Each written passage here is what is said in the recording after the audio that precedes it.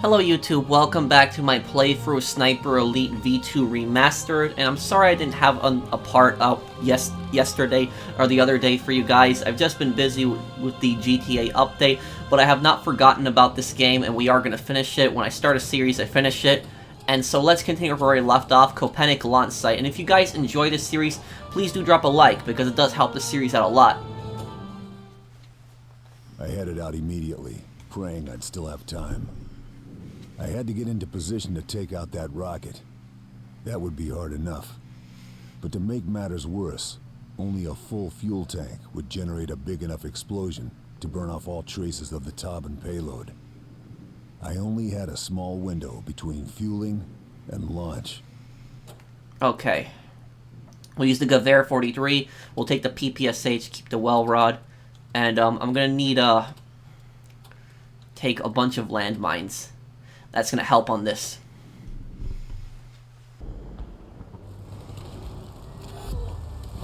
Прочищите все и добейте выживших.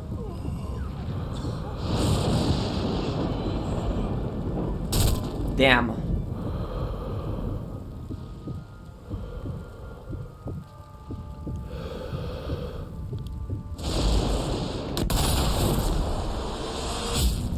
So in the last two missions in the game, you don't see the Germans in combat anymore. You see a few wounded here, but you're just fighting the Soviets mainly in the last two missions.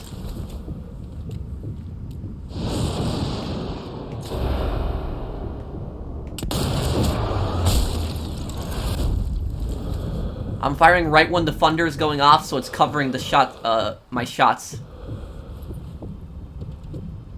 Oh.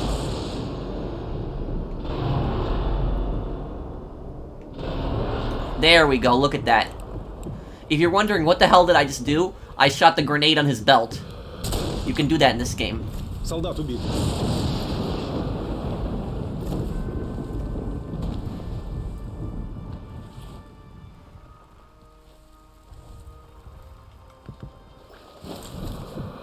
Come on, Thunder. Солдат убит.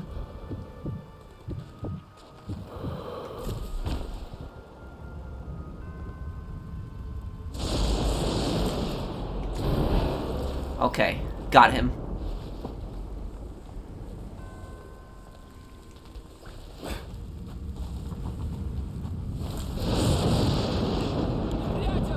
Oh yeah, we got a guy in a machine gun nest over there. Wait for the thunder again. It's gonna be a farther shot. Oh, he's taking shots. Got him.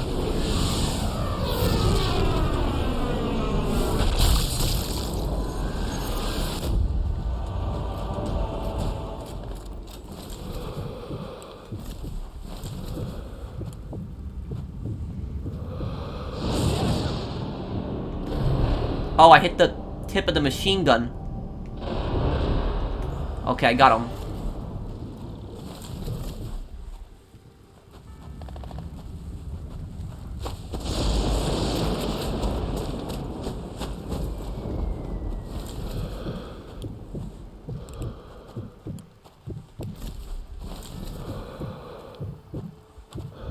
There's like 4 machine gun nests out there.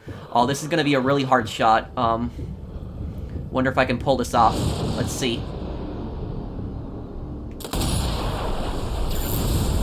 I did it, and I took out the nest. I shot his grenade.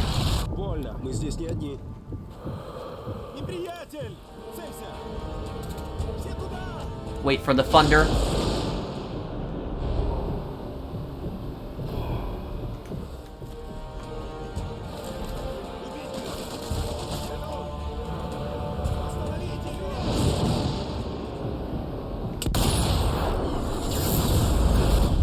Shot his grenade too, okay.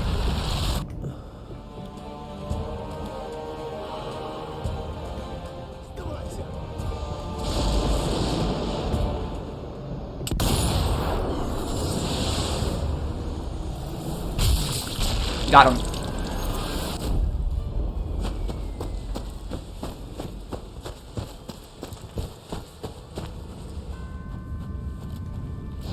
Head for the church.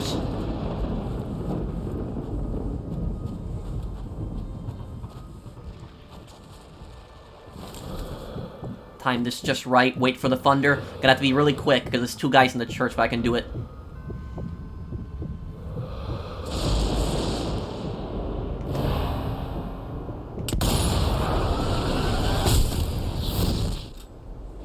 Okay.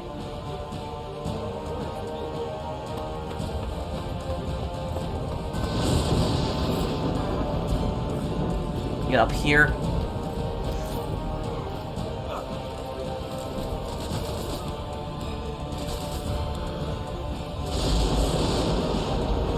Okay. Wait for the thunder again.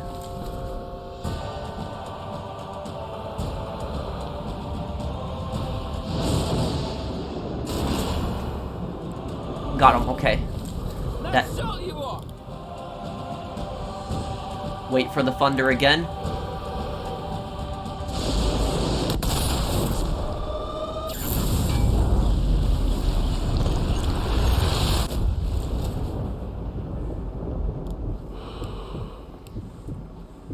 Okay, looks clear. Okay, so, I've seen, like, some of your comments on these videos, guys, and, a few of you guys have been confused and asking me, like, why are you fighting the Soviets in this game? I recommend to watch the earlier parts if you hadn't, oh, and I dropped my well rod. I took the Luger instead, take the well rod back. Basically, this is more of a Cold War game, the final Sniper Elite. Or chronologically. This is actually the second Sniper Elite game, but the other ones are prequels. Basically, this game takes place, you know, the last few weeks of World War II in Europe, so Germany's on the brink of collapse. This is actually 2 days before Germany's surrender, well, this mission. And so, basically, both the US and the Soviet Union knew that there was going to be a Cold War after the war, and the US knew that they couldn't reason with somebody like Stalin. Like, Stalin was just a psycho dictator. Stalin had killed millions of his own people. If you want to know just an example of some of the things that, like, Stalin did is, one of the worst crimes that he committed against Poland, which is where my parents are from, is, the Soviet Union actually had the Molotov-Ribbentrop Pact with Germany, and so the Soviet Union invaded 2 weeks after, Germany had invaded Poland, and they had divided up Poland. The Soviet Union took the east, Germany took, the west. That was two years before Germany betrayed the, Soviets, or more like 1.5 years. But anyways, what happened was the Soviets had captured a lot of Polish prisoners of war, a lot of officers, captains, lieutenants, sergeants, and the, Stalin had ordered them to be taken out to the cotton forest in Smolensk in modern-day Russia, where they were just, mass murdered and dumped in a massive grave, and the Soviets later tried to cover up that whole thing.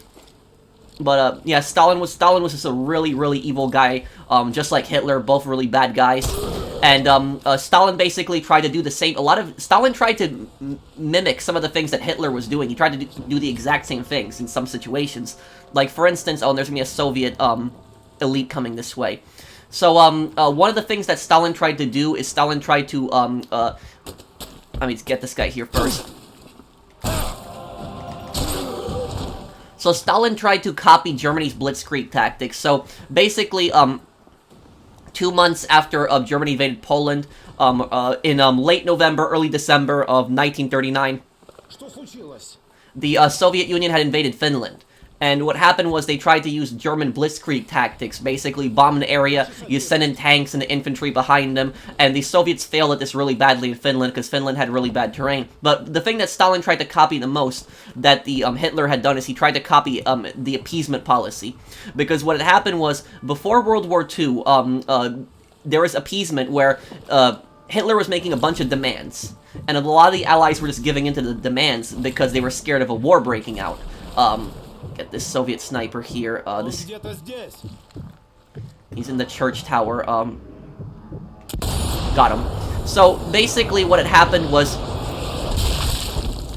Hitler was making these land demands. He demanded the Sudetenland from Czechoslovakia, and Hitler made a promise that he would never invade the rest of Czechoslovakia if they gave him the Sudetenland. They gave him the Sudetenland, and then a few months later, Germany invaded the rest of Czechoslovakia. And they created a puppet state in Czechoslovakia, so the Germans had the Germans had invaded and taken Czechoslovakia despite appeasement. And then Hitler had demanded, I think it was a part of Lithuania. Correct me if I'm wrong. I think the other country was Lithuania, and they didn't stop Hitler from that. He took that as well, and then Hitler also militarized the German-French border, which Germany was not allowed to do that on previous treaties, but they still did that, and the Western Allies didn't do anything about that. And then what was it? Hitler finally made land demands from Poland, and he was threatening Poland, even though he promised that he wouldn't make any more land demands. He threatened Poland, and he was doing it again. And what happened was Poland had a treaty with an alliance with France and Britain, and so France and Britain declared war on Germany. Germany did not expect that. And so basically Hitler thought that he could just keep making ridiculous demands, and the Allies were going to give in to it, because they were scared of war. And Stalin tried to do the exact same thing after World War II ended. He was hoping that the Allies would give in to him, that they would give in to his ridiculous demands, but they didn't. Like, for instance, Stalin promised and gave his word that there would be free elections in Poland after World War II. That was a complete lie. He rigged the elections in Poland. He lied about that. He had set up his own puppet government in Poland, and what ended up happening was, let's put a trip mine here. And he had anybody killed that went against him. Truman,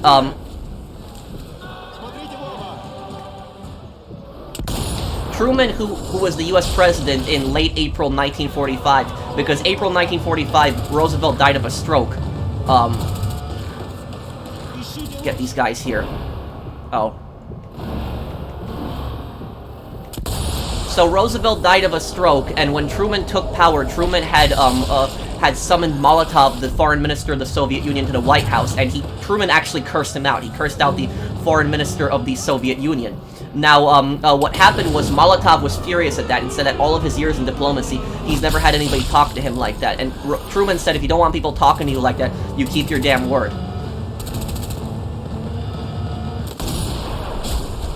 And so, this game, Karl's mission in, like, Berlin behind Soviet lines is fictional, but it's based on real events where both the Soviets and the U.S. were racing to capture the German scientists at the end of World War II to develop weapons for them.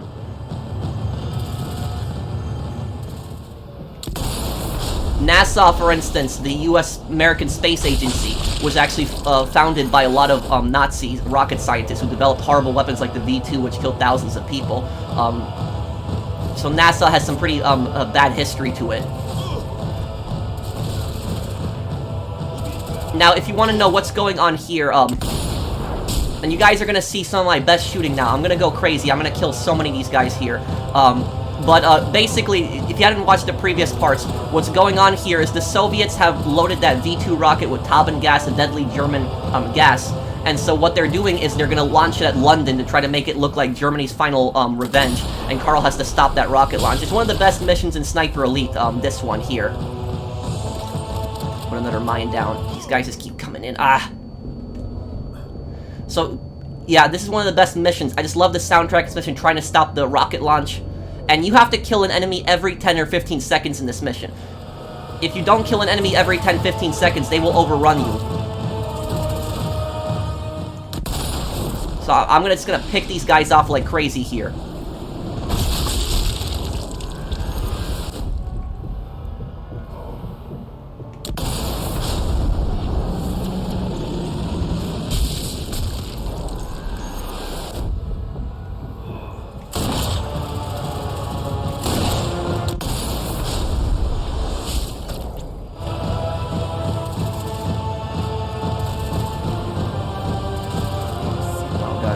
Another sniper. Got him. This is why I took the Gewehr 43. Fast fire rate, semi-automatic, and has a good scope on it.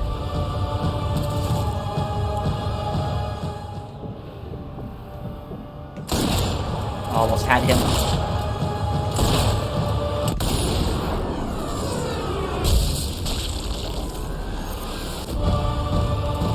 I need to get some of my breath back, and I'm gonna go crazy and pick a lot of them off here.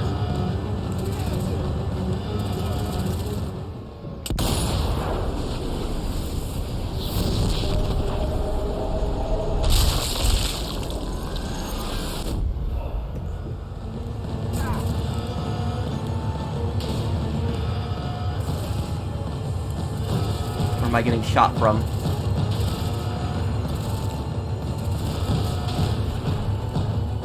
It went off again. Okay, put another mine down. These mines are really important to put down because they will come up behind you.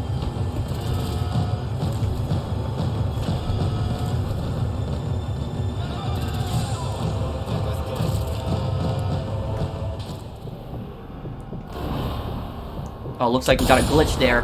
Okay, got him.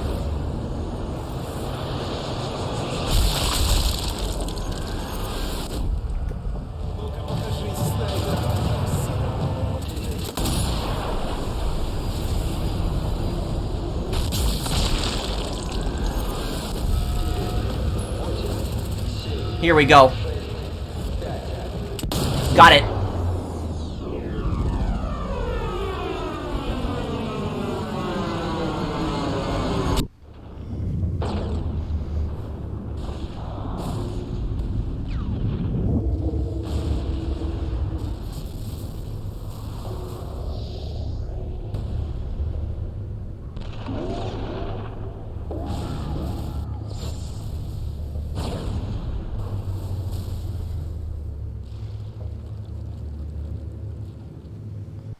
We did it.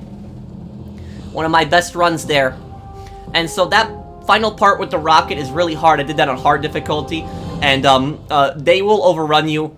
They'll try to get onto you as fast as possible. So you just gotta keep shooting. But what I was trying to say is that, you know, another thing about history is like 2 or 3 years after, and I know a lot of World War II history pretty well, and Cold War history pretty well. I like to read. That's why, you know, I like to, you know, make these historical comments when I'm playing through the game. But after like 2 or 3 years after World War II, was 1947 or 1948, the Berlin airlift. So what happened was, when I was talking about appeasement earlier, basically Stalin tried to tried to get the Allies to appease him, and the Allies weren't going to do that again, because basically they kept giving in to Hitler's demands, and Hitler kept promising that he was going to stop, and Hitler wasn't going to stop. And so the same thing with Stalin. Stalin kept was saying Stalin demanded Berlin, and he wanted all of Berlin. Now, this is one of the things the Soviets failed at, because, like I said earlier, in the Yalta Conference, Stalin had promised there'd be free elections in Poland. He didn't keep his word on that.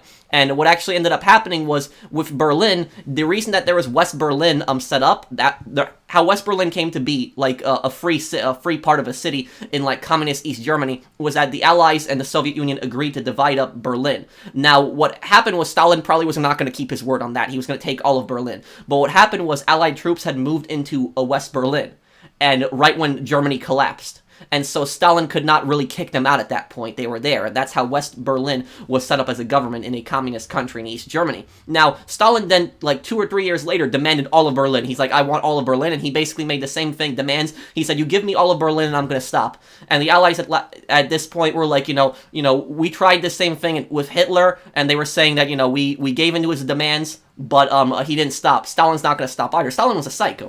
Stalin and Hitler were just both really evil guys. These were not people that were going to stop. They were just going to keep going. And so what happened was the U.S. basically said no, and they refused to back down to the Soviets. Stalin was furious, and what he did was he tried to blockade West Berlin. So he actually tried to starve out West Berlin, and he tried to make them surrender through hunger. And what happened was the U.S. had actually flown planes into West Berlin with the Berlin airlift. That's how they resupplied the city even after the Soviets had blockaded all the land routes. And what ended up happening was it became extremely embarrassing for Stalin, because when the West Berlin on ground was blockaded by the Red Army, but the U.S. sent planes in with food, and those planes that were coming in were bringing in more food than the land and air routes into East Berlin. So the Americans were bringing in more food to the civilians in West Berlin than the Soviets were in East Berlin. That made that really was an embarrassment for Stalin, and eventually he broke the blockade. And then Stalin later on in the Korean War, Stalin had supported North Korea and propped up Kim Jong Kim Il-sung, who was the grandfather of Kim Jong-un, and basically pushed him to invade South Korea. So Stalin actually had a huge role in starting the Korean War, but that's pretty much it. That's for, people that are confused why the Soviets are enemies in this game, is both, the US and the Soviets were allies because they were both fighting against Nazi Germany, and they were trying to liberate Europe, but the difference is that the Western allies, when they freed, like, places like France and Belgium and the Netherlands from the Nazis, they liberated those areas. They gave those areas back their freedom, their independence, their sovereignty. The Soviets, when they had gone through the areas they liberated, like Poland and Czechoslovakia, those are two countries, for instance, those were two countries that suffered heavily under the Nazis. And when the Soviets had liberated those areas, they didn't give them freedom and independence, and they didn't restore democracy in those regions. They just rigged elections, created puppet governments, created a dictatorship in Czechoslovakia, created a dictatorship in Poland, and this is what would later become the Warsaw Pact. So that's pretty much the story going into this game for people that are confused, is that this is more of a Cold War game. So this game, even though it takes place in like the last few weeks of World War II, it's more of a Cold War game. I know I'm going a little bit complicated in the story here, but I just love history. I like reading a lot, and so I thought I'd explain that part. But hope you guys enjoyed that. That was the rocket launch mission. That was one of the the best missions in Sniper Elite. And on the next part, we're gonna have the final mission, Brandenburg Gate. So thank you guys for watching. I hope that you guys enjoyed this part. I will have the next part out for you guys as soon as I can. Take care, everyone, and have a wonderful day, guys.